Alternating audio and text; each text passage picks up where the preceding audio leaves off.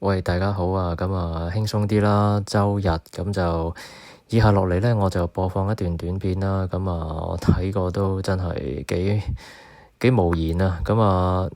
我希望大家男女朋友相處就唔好咁激啦，但係有陣時有啲小火花都係增進感情嘅一個好嘅辦法嘅嚇。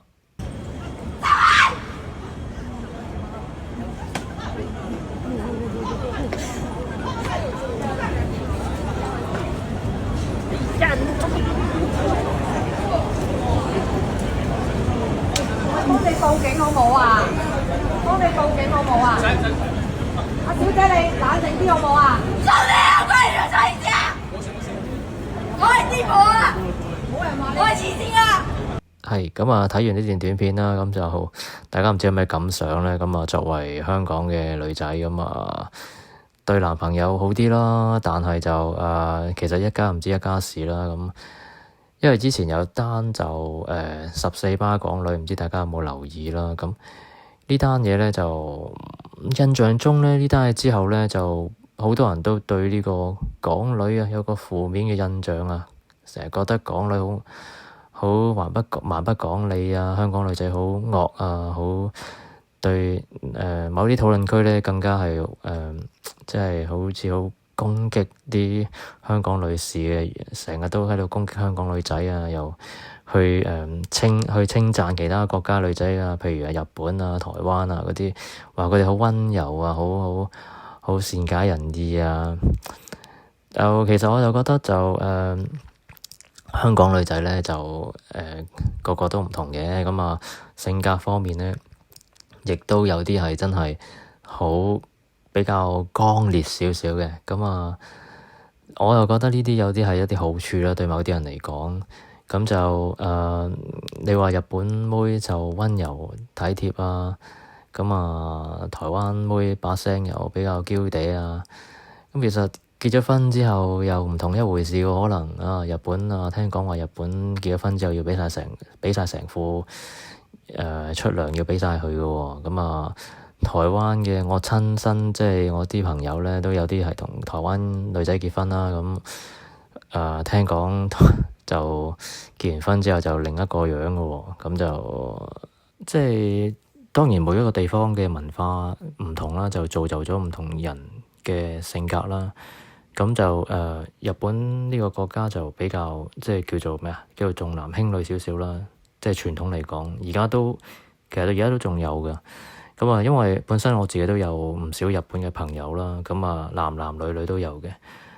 聽翻啲日本嘅女性朋友講咧，就甚至一啲移咗民去日本嘅華人嘅女性朋友咧，佢哋都講咧就話日本呢個國家咧，其實如果你要即係喺啲公司度做到一啲高層咧，多數都係啲男性居多嘅。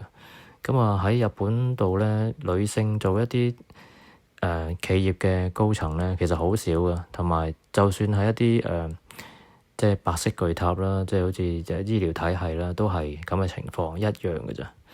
即係都係即係唔係好對女性唔係好友善咯，喺啲高層嘅位置。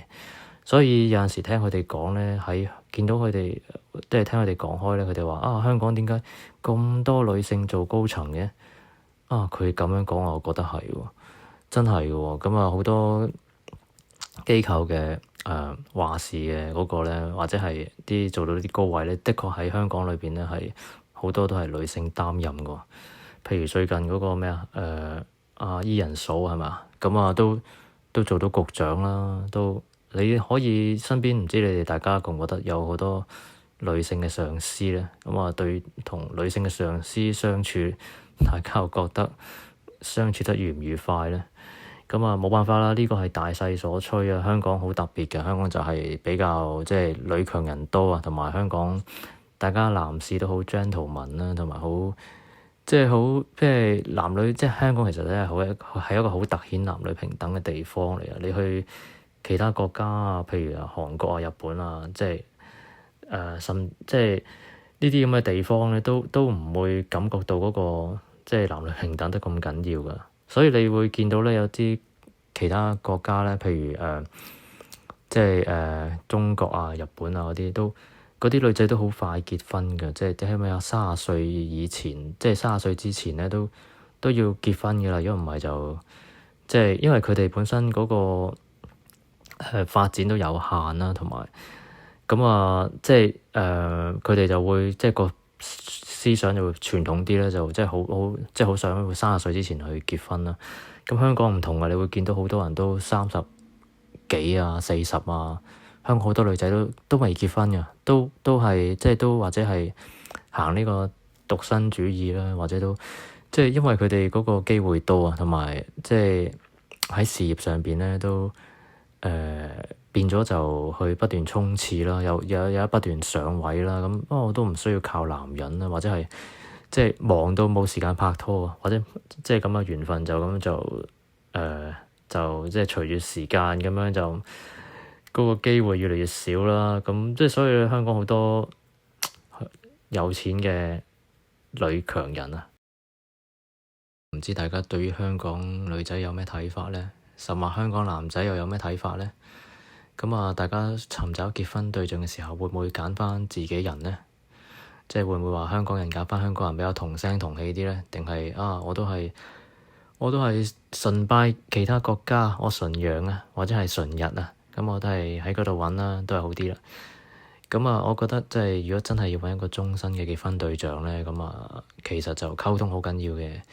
同埋對方嗰個情緒咧都好緊要嘅，即係你揾到一個比較平靜啲啊、比較 calm 啲嘅對象咧，對你自己咧，即係呢個我嘅經驗啦，對你自己嘅即係心情起伏啊都好啲啦。即係如果你揾到一個成日都好表現得好情緒大起大落嘅伴侶咧，咁你自己都好有影響啦。咁奉勸各位男士或者女士又好咧，揾另一半啊，最緊要觀察佢嘅情緒會唔會比較穩定啦，比較 peaceful 啲嘅人啦。即係激情嘅當然係啱啱開始或者係細個嗰陣時會有啦，但係你要揾一個即係長久嘅伴侶咧，我就覺得揾一個比較平和啲嘅人會比較好啲咯嚇。